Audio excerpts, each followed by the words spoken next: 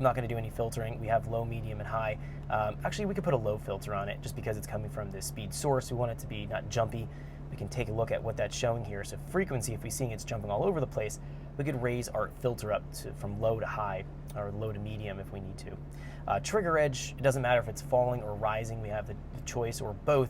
If we're finding that we can't get enough resolution out of our reading and trying to get our speed threshold to read the proper kilometers per hour, and you've moved your speed ratio up value here very, very high, then don't be afraid to go here and do both. That'll double your speed. So for example, if your ratio here is set to 0.992 and you have frequency divider divide by 8, there's a whole bunch of different options here. You've exhausted these possibilities and you're seeing that your speed is basically half of what it should be. Then go here to trigger edge and select both, and both option will count both edges of the teeth on a square wave signal here, optical signal, and it will double your speed.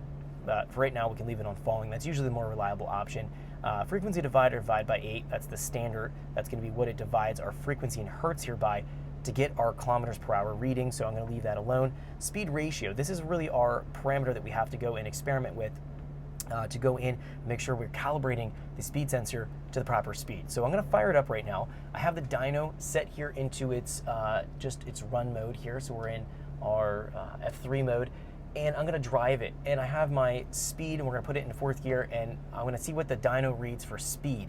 We're going to compare it to what the EMU black here is registering for kilometers per hour for speed, and then any kind of deviations, we'll take it up in our speed ratio here, and we'll adjust this so it matches the dyno. And that way that the vehicle speed sensor will be calibrated, and then we can move into our next part of taking a look and working with our gear ratios here. So let me go fire it up real quick. We don't need to wait for the wideband to come online, so. All right, I'm just going to start to drive it. We're going to compare it, just see.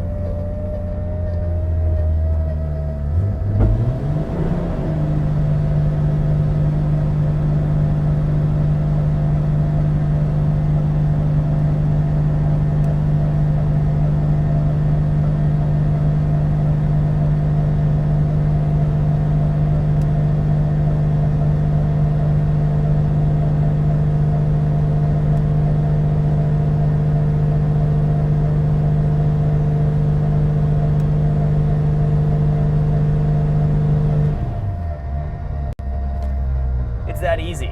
Really, really simple to go in and calibrate our speed sensor. Now, obviously we had our details here figured out already and it seems to work. So speed is calibrated. Now let's move on to gear ratio.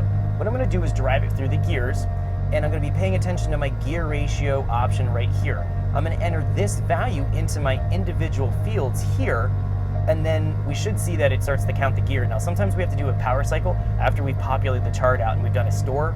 So let's try this real quick. I'm going to start off in first gear and go through all the gears here, and this is a 6-speed, so we're going to go through all 6 gears.